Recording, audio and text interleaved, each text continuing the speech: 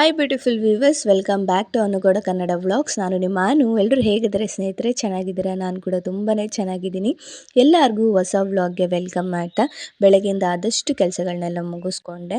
ಇವಾಗ ಅಡುಗೆ ಮಾಡೋದಕ್ಕೆ, ಒಂದು ಕಾಫಿ ಏನಾದರೂ ಮಾಡೋದಕ್ಕೆ ಕಿಚನ್ಗೆ ಎಂಟ್ರಿ ಆಗಿದ ತಕ್ಷಣ ನನ್ನ ರುಟೀನ್ ಕೂಡ ಶುರು ಆಗುತ್ತೆ ಅಂತಲೇ ಹೇಳ್ಬೋದು. ಪ್ರವೀಣ್ ಅವರು ಕಾಫಿ ಕೇಳಿದ್ರು, ಸರಿ ಆಯಿತು ಅಂತ ಹೇಳ್ಬಿಟ್ಟು ಅಪ್ಪುಗೆ ಬಿಸಿನೀರು ಇಟ್ಟಿದ್ದೀನಿ, ಪ್ರವೀಣ್ ಅವ್ರಿಗೆ ಕಾಫಿ ಮಾಡ್ತಾಯಿದ್ದೀನಿ. ಅವರು ಹಸುಗಳಿಗೆ ಅಂತ ಹೇಳ್ಬಿಟ್ಟು ಹುಲ್ಲು ಕುಯ್ಕೊಂಬರೋಕ್ಕೆ ಅಂತ ಹೋಗಿದ್ರು. ಹುಲ್ಲೆಲ್ಲ ಕುಯ್ಕೊಂಬಂದು ಹಸುಗೆ ಅವರು ನೋಡ್ಕೊತಾ ಇದ್ರು. ನಾನೇನಾದರೂ ಈ ಒಳಗಡೆ ಜಾಸ್ತಿ ಕೆಲಸ ಇದ್ದಾಗ ಹಸುದು ಅವ್ರು ನೋಡ್ತಾರೆ, ಇಲ್ಲಾಂದರೆ ನಾನು ನೋಡ್ಕೊತೀನಿ ಆಗಾಗ ಅಷ್ಟೇ. ಬೆಳಗ್ಗೆ ಹೊತ್ತು ಅವ್ರು ನೋಡ್ಕೊತಾರೆ, ಮಧ್ಯಾಹ್ನದ ಹೊತ್ತು ನಾನೇ ನೋಡ್ಕೊತೀನಿ. ಹಾಗೆ ಇಬ್ಬರು ಮ್ಯಾನೇಜ್ ಮಾಡ್ತಾಯಿದ್ದೀವಿ ಅಂತಲೇ ಹೇಳ್ಬೋದು. ಹಾಗೆ ಅವ್ರಿಗೆ ಕಾಫಿ ಕಾಯಿಸ್ಕೊಟ್ಟು ನನಗೆ ಇವತ್ತು ಸ್ವಲ್ಪ ಜೀರಿಗೆ ಕಷಾಯ ಥರ ಮಾಡ್ಕೊಂಡು ಕುಡಿಯೋಣ ಅಂತ ಹೇಳ್ಬಿಟ್ಟು ಕಾಯಿಸ್ಕೊತಾ ಇದ್ದೆ. ಸ್ವಲ್ಪ ನೀರಿಗೆ, ಒಂದು ಅರ್ಧ ಕಪ್ಪಷ್ಟು ನೀರಿಗೆ ಸ್ವಲ್ಪ ಜೀರಿಗೆ ಹಾಗೆ ಅರಿಶಿನ ಹಾಕ್ಕೊಂಡು ಅದನ್ನು ಚೆನ್ನಾಗಿ ಕುಡಿಯೋದ್ರಿಂದ ನಮ್ಮ ಬೆಲ್ಲಿ ಫ್ಯಾಟ್ ಕೂಡ ಕಮ್ಮಿ ಆಗುತ್ತೆ. ಹಾಗೆ ನಮ್ಮ ದೇಹದಲ್ಲಿರುವಂಥ ಒಂದು ಕೆಟ್ಟ ಅಂಶಗಳು ಕೂಡ ಇದರಿಂದ ಕಮ್ಮಿ ಆಗುತ್ತೆ ಅಂತಲೇ ಹೇಳ್ಬೋದು. ವಾರಕ್ಕೆ 2 ಸತಿ ಈ ಥರ ಮಾಡಿ ಕುಡಿಯೋದ್ರಿಂದ ನಮ್ಮ ಬಾಡಿ ಕೂಡ ಸ್ವಲ್ಪ ಫ್ರೀ ಆಗುತ್ತೆ ಅಂತಲೇ ಹೇಳ್ಬೋದು. ಹಾಗಾಗಿ ನಾನು ಕೂಡ ಅರ್ಲಿ ಮಾರ್ನಿಂಗ್ ಇವತ್ತು ಜೀರಿಗೆ ಕಷಾಯ ಮಾಡಿ ಕುಡಿದೆ. ಆನಂತರ ಪ್ರವೀಣ್ ಅವರು ಎಲ್ಲೋ ಹೋಗಬೇಕು, ಬೇಗನೆ ಅಡುಗೆ ಮಾಡು ಅಂದರು.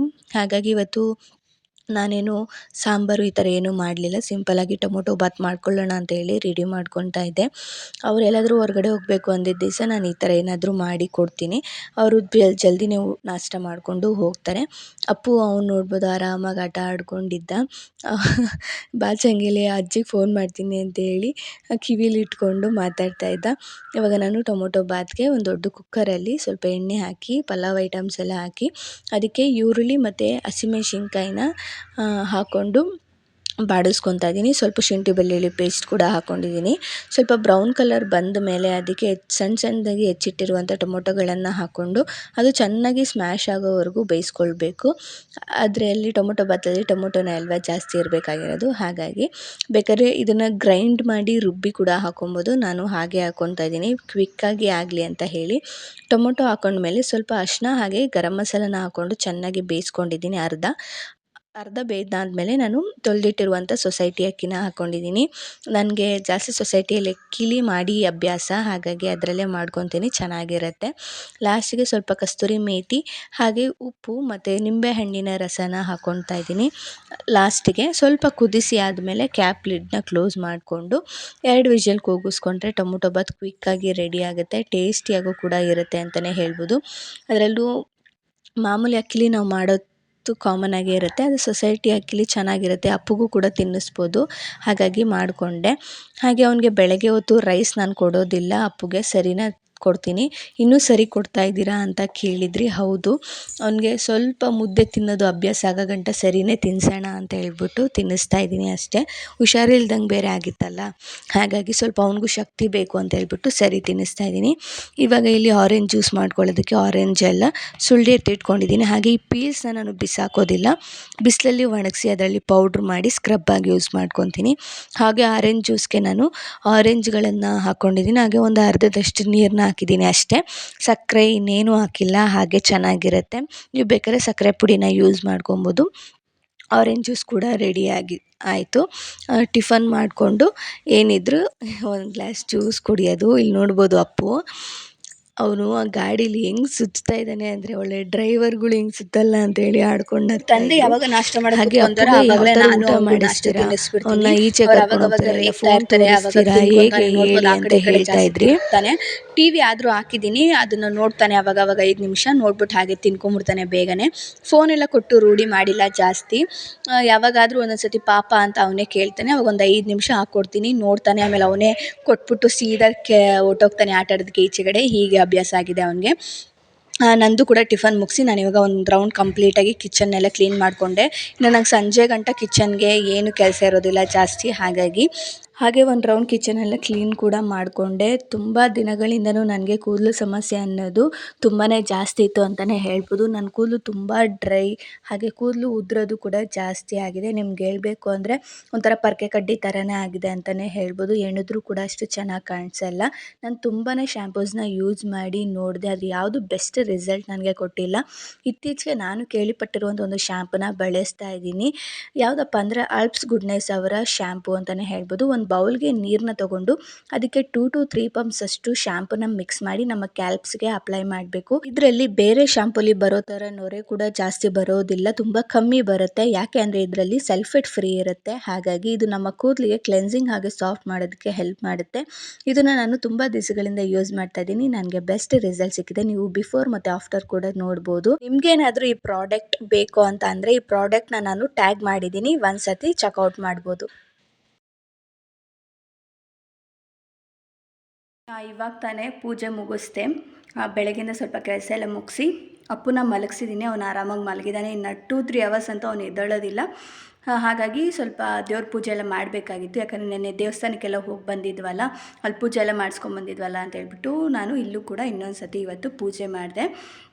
ಹಾಗೆ ನನ್ನನ್ನು ಕೇಳ್ತಾಯಿದ್ರಿ, ನೀವು ಕ್ರೋಶನ ಯಾವ ಥರ ಕಲಿತಾ ಇದ್ದೀರಾ, ಹಾಗೆ ಟೈಲರಿಂಗ್ ಯಾವ ಥರ ಕಲಿತಾ ಇದ್ದೀರಾ, ಇದ್ರ ಬಗ್ಗೆ ಹೇಳ್ತಾನೆ ಇಲ್ಲ, ಯಾಕೆ ಹೇಳಿ ಅಂತ ಹಳೆ ವಿಡಿಯೋದಲ್ಲೂ ಮತ್ತು ಇನ್ಸ್ಟಾಗ್ರಾಮಲ್ಲೂ ಕೂಡ ನನಗೆ ಕೇಳ್ತಾಯಿದ್ರಿ. ಹಾಗಾಗಿ ಇವತ್ತು ಸ್ವಲ್ಪ ಸಣ್ಣದಾಗಿ ಅದ್ರ ಬಗ್ಗೆ ನಿಮ್ಮ ಜೊತೆ ಶೇರ್ ಮಾಡ್ಕೊಳ್ಳೋಣ ಅಂತ ಹೇಳ್ಬಿಟ್ಟು ಕಂಟಿನ್ಯೂ ಮಾಡ್ತಾಯಿದ್ದೀನಿ. ಇವಾಗ ಫಸ್ಟು ಹಸುಗಳ ಹತ್ರ ಹೋಗ್ಬೇಕು ನಾನು, ಶೆಡ್ ಹತ್ರ. ಅವಕ್ಕೆ ಆವಾಗಲೇ ಮೇವೆಲ್ಲ ಹಾಕ್ಬಿಟ್ಟು ಬಂದಿದ್ದೆ. ಇವಾಗ ಇನ್ನೊಂದು ಸತಿ ಅವಕ್ಕೆ ಮೇವು ಹಾಕ್ಬಿಟ್ಟು ಆಮೇಲೆ ಟೈಲರಿಂಗ್ ಹೋಗಿ ಕೂತ್ಕೊತೀನಿ. ಇವಾಗ ಬಂದು ಟೈಮು ಕರೆಕ್ಟಾಗಿ 1:10 ಆಗಿದೆ ಟೈಮು. ಇವಾಗ ಹಾಕಬೇಕು ಇನ್ನೊಂದು ಸತಿ. ಆವಾಗಲೇ ಹಾಕಿದ್ದೆ, ಒಂದು 11:45 11ವರೆಗೇನೋ ಹಾಕಿದ್ದೆ ಒಂದು ಸತಿ. ಹಾಗಾಗಿ ಇನ್ನೊಂದು ಸತಿ ಹಾಕೋಣ ಅಂತ ಹೇಳ್ಬಿಟ್ಟು ಇವಾಗ ಹೋಗ್ತಾ ಇದ್ದೀನಿ. ಅದಕ್ಕೆಲ್ಲ ಹಾಕಿ ಆಮೇಲೆ ಬಂದು ನಾನು ನಿಮ್ಮ ಜೊತೆ ಟೈಲರಿಂಗ್ ಬಗ್ಗೆ ಮತ್ತು ಕ್ರೋಶ ಬಗ್ಗೆ ನಾನು ನಿಮ್ಮ ಜೊತೆ ಹಂಚ್ಕೊಳ್ತೀನಿ. ವಿಡಿಯೋ ಕಂಟಿನ್ಯೂ ಮಾಡ್ತೀನಿ. ಹಾಗೆ ಇನ್ನು ಚಾನಲ್ ಯಾರು ಸಬ್ಸ್ಕ್ರೈಬ್ ಮಾಡ್ಕೊಳ್ಳದೆ ನೋಡ್ತಾ ಇದ್ದರೆ ಚಾನಲ್ನ ಸಬ್ಸ್ಕ್ರೈಬ್ ಮಾಡ್ಕೊಳ್ಳಿ. ಹಾಗೆ ವಿಡಿಯೋ ಕೊನೆ ಗಂಟೆ ನೋಡಿ ನಿಮ್ಮ ಅನಿಸಿಕೆಗಳನ್ನ ನನಗೆ ಕಮೆಂಟ್ ಸೆಕ್ಷನಲ್ಲಿ ಕಮೆಂಟ್ ಮಾಡೋದನ್ನ ಮರಿಬೇಡಿ. ಪ್ರವೀಣ್ ಅವರು ಚಿಕನ್ ಸ್ವಾಮಿ ದೇವಸ್ಥಾನಕ್ಕೆ ಹೋಗಿದ್ದಾರೆ. ಹೇಳಿದ್ನಲ್ಲ ಈ ಥರ ಎಲ್ಲ ತೊಂದರೆ ಆಗ್ತಾಯಿದೆ ಅಂತ. ಹಾಗಾಗಿ ಅಲ್ಲಿಗೂ ಕೂಡ ಹೋಗಿ ಪೂಜೆ ಮಾಡಿಸ್ಕೊಂಬರೋಕ್ಕೆ, ಹಸುಗಳಿಗೆ ನಿಂಬೆಹಣ್ಣೆಲ್ಲ ಕಟ್ಟೋಕ್ಕೆ ಅಂತ ಹೇಳ್ಬಿಟ್ಟು ಹೋಗಿದ್ದಾರೆ. ಹಾಗಾಗಿ ನಾನಿವತ್ತು ಹಸುಗಳ್ನೆಲ್ಲ ನೋಡ್ಕೊಳ್ತಾ ಇದ್ದೀನಿ ಬೆಳಗ್ಗೆಯಿಂದ. ಅವರು ಬೆಳಗ್ಗೆ ಒಂದು ರೌಂಡ್ ಎಲ್ಲ ಹಾಲೆಲ್ಲ ಕರೆದು ಹುಲ್ಲೆಲ್ಲ ಹಾಕಿ ಹೋಗಿದ್ರು. ಇವಾಗ ನಾನು ಸ್ವಲ್ಪ ಸಂಜೆ ಗಂಟ ನಾನು ನೋಡ್ಕೊತೀನಿ. ಅಂದರೆ ಒಳಗೆ ಕಟ್ಟಾಕಿರೋದ್ರಿಂದ ಏನಿಲ್ಲ, ಜಸ್ಟ್ ಅದ್ರ ಹತ್ರ ಇರೋ ಸಗಣಿಗಳನ್ನೆಲ್ಲ ತೆಗೆದು ಎತ್ತಾಕಿ, ಇಲ್ಲಾಂದರೆ ನೋಡಿ ಅದ್ರ ಮೇಲೆ ಮಲ್ಕೊಂಬಿಟ್ಟು ಆ ಥರ ಆಗಿಬಿಡುತ್ತೆ. ಒಂದು 5 ನಿಮಿಷ ಬಿಟ್ಟರು ಹಂಗೆ ಮಲ್ಕೊಂಬಿಡುತ್ತೆ. ಅದ್ರ ಮೇಲೆ ಅದೆಲ್ಲ ಅಲ್ಲೇ ಅಂಟ್ಕೊಂಡು ಇದ್ರ ಥರ ಆಗಿಬಿಡುತ್ತೆ. ಹಾಗಾಗಿ ಅವಾಗವಾಗ ಹೋಗಿ ಒಂದೊಂದು ಸತಿ ಸಗಣಿಗಳ್ನೆಲ್ಲ ಸೈಡ್ಗೆ ಎತ್ತಾಕಿ ಅದನ್ನೆಲ್ಲ ಕ್ಲೀನ್ ಮಾಡಿಬಿಟ್ಟು ಹುಲ್ಲು ಹಾಕ್ಬಿಟ್ಟು ಬಂದರೆ ಅವು ಕೂಡ ಆರಾಮಾಗಿರ್ತವೆ. ಕೆಲವು ಸತಿ ಅವಕ್ಕೇನು ಗಾಯ ಏನೂ ಆಗಿರಲ್ಲ. ಗಾಯ ಆಗಿದ್ದರೆ ಆವಾಗಲೇ ಪ್ರವೀಣ್ ಅವರು ಅದನ್ನು ವಾಸಿ ಮಾಡೋದಕ್ಕೆ ಡಾಕ್ಟ್ರನ್ನೆಲ್ಲ ಕರೆಸಿ ಮಾಡ್ತಾರೆ. ಹಾಗೇನಿಲ್ಲ, ನಾವು ಸ್ವಲ್ಪ ಡೈಲಿ ಎಲ್ಲ ಶೆಡ್ನೆಲ್ಲ ವಾಶ್ ಮಾಡಿ ಅವುಗಳನ್ನೆಲ್ಲ ಕಟ್ಟೋದ್ರಿಂದ ಆ ಥರ ಏನು ಆಗೋದಿಲ್ಲ. ಆ್ಯಂಡ್ ಹುಳಗಳು ಕೂಡ ಜಾಸ್ತಿ ಏನು ಬರೋದಿಲ್ಲ. ಮಾಮೂಲಿ ಹಸುಗಳ ಹತ್ರ ನೊಣಗಳು ಇದ್ದೇ ಇರ್ತವೆ ಅಷ್ಟೇ. ಇವಾಗ ಸಗಣಿ ಎಲ್ಲ ಎತ್ತಾಕಿದ್ಮೇಲೆ ಅವಕ್ಕೆ ನಾನು ಏನಂದರೆ ಜೋಳದ ಇದನ್ನು ಹಾಕ್ಬಿಟ್ಟು ಹೋಗಿದ್ರು ಪ್ರವೀಣ್ ಅವರು. ಇವಾಗ ಮಾಮೂಲಿ ಹುಲ್ಲನ್ನ ಹಾಕು ಸಾಕು ಅಂತ ಹೇಳಿದರು. ಸರಿ ಅಂದ್ಬಿಟ್ಟು 3ಕ್ಕೂ ಹಾಕ್ತಾಯಿದ್ದೀನಿ. ನಮಗೆ ಇನ್ನೂ ಇದ್ರ ಥರ ಜಾಸ್ತಿ ಮಾಡಬೇಕು ಹಸುಗಳ್ನ ಅಂತ ಅಂದ್ಕೊತಾ ಇದ್ದೀವಿ. ಆದರೆ ಸದ್ಯದ ಪರಿಸ್ಥಿತಿ ಎಲ್ಲ ಆಗ್ತಾಯಿಲ್ಲ. ಯಾಕಂದರೆ ನಾನು ಪಾಪು ನೋಡ್ಕೊಬೇಕು, ಅವನನ್ನು ಬಿಟ್ಟು ಬೆಳಗ್ಗೆ ಮಾಡೋದು ಎಲ್ಲ ಕಷ್ಟ ಆಗುತ್ತೆ. ಸಂಜೆ ಆಗಿರ್ಬೋದು, ಯಾವಾಗ ಆಗಿರ್ಬೋದು ಅಷ್ಟೇ. ಇವಾಗ ಅವ್ನು ಮಲಗಿದ್ದಾಗ ಈ ಥರದ್ದೆಲ್ಲ ಕೆಲಸ ಮಾಡ್ತೀನಿ. ಅವ್ನು ಮಲಗಿಲ್ಲ ಅಂದರೆ ಕಷ್ಟ ಆಗುತ್ತೆ. ಅದಕ್ಕೆ ಸ್ವಲ್ಪ ಅವ್ನು ಸ್ಕೂಲ್ಗೆ ಹೋಗಂಗೆ ಆಗಬೇಕಲ್ಲೇ ಜಾಸ್ತಿನೇ ಹಸುಗಳ್ನ ತಂದು ಸಾಕೋಣ, ಪರವಾಗಿಲ್ಲ ಏನಾಗಲ್ಲ, ನಾನು ಕೂಡ ಹೆಲ್ಪ್ ಮಾಡ್ತೀನಿ ಅಂತಲೇ ಹೇಳಿದ್ದೆ. ಸರಿ ಇವಾಗ ಸದ್ಯಕ್ಕೆ ಒಂದು 3 ಸಾಕು ಮೇಂಟೈನ್ ಮಾಡೋದಕ್ಕೆ. ಹಾಲೆಲ್ಲ ಹಾಕ್ತೀವಲ್ಲ, ಮೇಂಟೈನ್ ಮಾಡೋದಕ್ಕೆ ಸಾಕಾಗುತ್ತೆ ಅಂತ ಹೇಳ್ಬಿಟ್ಟು ಸುಮ್ಮನಾದ್ವಿ. ಹಾಗೆ ನನ್ನ ಕೇಳ್ತಾ ಇದ್ದಿದ್ದು ಏನಂದರೆ, ನೀವು ಟೈಲರಿಂಗ್ ಕಲಿತಾ ಇದ್ದೀರಾ, ಯಾವ ರೀತಿ ಕಲಿತಾ ಇದ್ದೀರಾ ಅಂತ ಕೇಳ್ತಾ ಇದ್ರಿ. ನಾನು ಬಾಣಿತನದಲ್ಲಿದ್ದಾಗ ಅಮ್ಮನ ಮನೇಲಿ 1 ಮಂತು ನಾನು ನನ್ನ ಮನೆ ಹತ್ರನೇ ಇದ್ದಂಥ ಒಬ್ಬರು ಆಂಟಿ ಜಯಲಕ್ಷ್ಮಿ ಅಂತ, ಅವ್ರು ನನಗೆ ಹೇಳ್ಕೊಟ್ಟಿದ್ದು. ಏನು ಅಂದರೆ ಜಸ್ಟ್ ಡ್ರೆಸ್ಸು, ಪ್ಯಾಂಟು, ಆಮೇಲೆ ಬ್ಲೌಸ್ ಕಟ್ಟಿಂಗ್ ಹೇಳಿದರು. ಮತ್ತು ಬ್ಲೌಸ್ ಸ್ಟಿಚಿಂಗ್ ಆವಾಗ ಕಲಿತಾ ಇದ್ದೆ. ಆದರೆ 1 ತಿಂಗಳಲ್ಲಿ ಎಷ್ಟು ಕಲಿಯೋಕ್ಕಾಗುತ್ತೋ ಅಷ್ಟನ್ನು ಮಾತ್ರ ಕಲ್ತಿದ್ದಾಯಿತು. ನಾನು 9 ತಿಂಗಳಿಗೆ ಇಲ್ಲಿಗೆ ಬರಬೇಕಾಯಿತು. ಹಾಗಾಗಿ 1 ಮಂತ್ ಎಷ್ಟು ಕಲಿಯೋಕ್ಕಾಗುತ್ತೋ ಅಷ್ಟು ಮಾತ್ರ ಕಲಿತೆ ನಾನು. ಡ್ರೆಸ್ಸು, ಪ್ಯಾಂಟ್ ಹೊಲಿಯೋದು, ಟಾಪ್ ಹೊಲಿಯೋದು ಇದನ್ನೆಲ್ಲ ಕಲಿತೆ ಪರ್ಫೆಕ್ಟಾಗಿ. ಆದರೆ ಬ್ಲೌಸ್ ಮಾತ್ರ ಅಷ್ಟು ಕರೆಕ್ಟಾಗಿ ಬರ್ತಾಯಿಲ್ಲ. ಇವಾಗಲೂ ಕೂಡ ಟ್ರೈ ಮಾಡ್ತಾನೇ ಇದ್ದೀನಿ. ಅಂದರೆ ಬರೀ ಲೈನಿಂಗಲ್ಲಿ ಮಾತ್ರ ಟ್ರೈ ಮಾಡ್ತಾಯಿದ್ದೀನಿ. ವಿತ್ ಬ್ಲೌಸ್ ಇದನ್ನೆಲ್ಲ ಹಾಕ್ಕೊಂಡು ಇನ್ನೂ ಅಷ್ಟು ಪರ್ಫೆಕ್ಟಾಗಿ ಅದನ್ನು ಕಲಿತಾ ಇಲ್ಲ. ಯಾಕಂದರೆ ಯಾರಾದರೂ ಒಬ್ಬರು ಡೈಲಿ ಹೋಗಿ ಒಂದು 4-5 ಅವರು ಹೇಳಿಸ್ಕೊಂಡು ಬಂದು ಮನೇಲಿ ನಾವು ಮಾಡೋದ್ರಿಂದ ಅದು ಒಂಥರ ಇದಾಗಿರುತ್ತೆ. ಆದರೆ ನಾವು ಮನೆ ಕೆಲಸ ಎಲ್ಲ ಮುಗಿಸಿ ನಾವು ಕಲಿಬೇಕಾದ್ರೆ ಸ್ವಲ್ಪ ನಿಧಾನನೇ ಆಗುತ್ತೆ. ಅದರಲ್ಲೂ ನಾನು ಕಲಿತಾ ಇರೋದು ಬಂದು ಯೂಟ್ಯೂಬ್ ನೋಡ್ಕೊಂಡು ನಾನು ಕಲಿತಾ ಇರೋದು. ಯಾರೂ ನಂಬೋದೇ ಇಲ್ಲ. ಯೂಟ್ಯೂಬ್ ನೋಡ್ಕೊಂಡು ಕಲಿತಾ ಇದೆಯಾ ಟೈಲರಿಂಗು ಹೇಗೆ ಅಂತೆಲ್ಲ ಕೇಳ್ತಾ ಇರ್ತಾರೆ. ಹೌದು, ನನಗೆ 1 ಮಂತ್ ಅವ್ರು ಏನು ಹೇಳಿದ್ರಲ್ವ ಅದನ್ನು ಒಂದು ಬುಕ್ಕಲ್ಲಿ ನಾನು ಬರೆದಿಟ್ಕೊಂಡಿದ್ದೀನಿ. ಇವಾಗ ಕಲಿತಾ ಇರೋದನ್ನೆಲ್ಲ ರಫ್ ಸ್ಕೆಚ್ಚಾಗಿ ಮಾಡಿಕೊಂಡು ನಿಧಾನಕ್ಕೆ ಬ್ಲೌಸಲ್ಲಿ ಯಾವ್ಯಾವ ಪಾರ್ಟ್ ಹೇಗೆ ಹೇಗೆ ಜಾಯಿಂಟ್ ಮಾಡಬೇಕು, ಎಲ್ಲೆಲ್ಲಿ ಸ್ಟಿಚ್ ಮಾಡಬೇಕು, ಎಷ್ಟು ಇಂಚ್ಗೆ ಸ್ಟಿಚ್ ಮಾಡಬೇಕು ಅಂತ ಹೇಳಿ ರೆಫ್ರೆನ್ಸ್ ಆಗಿ ಒಂದು ಬುಕ್ಕಲ್ಲಿ ಬರ್ಕೊಂಡು ಈ ಥರ ನಿಮಗೆ ಲೈನಿಂಗ್ಗಳು ತುಂಬ ಬಟ್ಟೆಗಳು ಸಿಗುತ್ತೆ. ಮಾಮೂಲಿ ನಾನು ಯೂಸ್ ಮಾಡ್ತಾ ಇದ್ದೀನಿ ಇವಾಗ ಸಿಂಗಲ್ ಲೈನಿಂಗು. ಅದರಲ್ಲಿ ಫಸ್ಟು ಸ್ಟಿಚಿಂಗ್ ಜಸ್ಟ್ ಬ್ಲೌಸ್ ಹೇಗೆ ಸ್ಟಿಚ್ ಮಾಡ್ತಾರೋ ಅದನ್ನು ಮಾತ್ರ ನಾನು ಕಲಿತಾ ಇದ್ದೀನಿ ಯೂಟ್ಯೂಬ್ ನೋಡಿಕೊಂಡು. ತುಂಬ ಯೂಟ್ಯೂಬರ್ಸು ಈ ಥರ ಟೈಲರಿಂಗ್ದು ಹೇಳ್ಕೊಡ್ತಾರೆ. ಅದರಲ್ಲಿ ನಾನು ಆಲ್ಮೋಸ್ಟ್ ಎಲ್ಲ ಥರದ್ದು ನೋಡ್ತೀನಿ. ಯಾಕಂದರೆ ಒಂದು ಟಾಪಿಕ್ ಒಬ್ಬರು ಚೆನ್ನಾಗಿ ಹೇಳಿರ್ತಾರೆ, ಇನ್ನೊಂದು ಟಾಪಿಕ್ ಇನ್ನೊಬ್ರು ಚೆನ್ನಾಗಿ ಹೇಳಿರ್ತಾರೆ. ಹಾಗಾಗಿ ಒಬ್ರದ್ದೇ ನೋಡ್ತೀನಿ ಅಂತಲೂ ಹೇಳೋಕ್ಕಾಗಲ್ಲ. ತುಂಬ ಜನದ್ದು ನೋಡ್ತೀನಿ. ಅಂದರೆ ಅವ್ರು ಹೇಳೋ ಟಿಪ್ಸ್ಗಳಾಗಿರ್ಬೋದು, ಅವ್ರು ಕೊಡೋ ಇದು ಚೆನ್ನಾಗಿರುತ್ತೆ. ಹಾಗಾಗಿ ಯೂಟ್ಯೂಬ್ ನೋಡಿಕೊಂಡೇ ಕಲಿತಾ ಇದ್ದೀನಿ. ಅದರಲ್ಲೂ ಅಪ್ಪನ ನೋಡಿಕೊಂಡು ಕಲಿಯೋದು ಸ್ವಲ್ಪ ಕಷ್ಟನೇ. ಎಷ್ಟಾಗುತ್ತೋ ಅಷ್ಟು ಪ್ರಯತ್ನಪಟ್ಟು ಕಲಿತಾ ಇದ್ದೀನಿ. ಇನ್ನು ಪರ್ಫೆಕ್ಟಾಗಿ ನನಗೆ ಆ ಕಡೆ ಈ ಕಡೆ ಬ್ಲೌಸು ಹೊಲಿತೀನಿ ಅಂತ ಹೇಳೋಕ್ಕಾಗಲ್ಲ. ಆದರೆ ಟಾಪ್ಗಳು, ಪ್ಯಾಂಟು ಈ ಥರದ್ದೆಲ್ಲ ನಾನು ಸ್ಟಿಚ್ ಮಾಡ್ಕೊತೀನಿ. ಆ ಟಾಪ್ಗಳು ನಿಮಗೆ ಪೀಸ್ಗಳು ಸಿಗುತ್ತಲ್ಲ, ಅದರಲ್ಲಿ ಕಟ್ ಮಾಡಿ ಯಾವ ಡಿಸೈನ್ ಬೇಕು, ಯಾವ ಥರ ಬೇಕು ಅದನ್ನು ಮಾಡ್ತೀನಿ. ಬ್ಲೌಸು ಕಲಿತಾ ಇದ್ದೀನಿ. ಈಚೆಗಡೆಲ್ಲ ನೀವು ನೋಡ್ಬೋದು ಬ್ಲೌಸ್ ರೇಟ್ ಎಷ್ಟೆಲ್ಲ ಆಗಿದೆ ಅಂತ. ಅಟ್ಲೀಸ್ಟ್ ಒಂದು ಸಿಂಪಲ್ ಬ್ಲೌಸೇನೆ 400-500 ಈ ಥರ ತೊಗೊತಾರೆ. ಅದಕ್ಕೆ ಯಾಕೆ ಕಲಿಬಾರ್ದು ನಾನು ಅಂತ ಆಸೆಪಟ್ಟು ನಾನು ಕಲಿತಾ ಇದ್ದೀನಿ. ನೋಡಬೇಕು ಇನ್ನು ಎಷ್ಟರ ಮಟ್ಟಿಗೆ ಪರ್ಫೆಕ್ಟಾಗಿ ಬ್ಲೌಸ್ ಕಲಿತೀನಿ ಅಂತ. ಛಲ ಬಿಡಲ್ಲ ಮಾತ್ರ.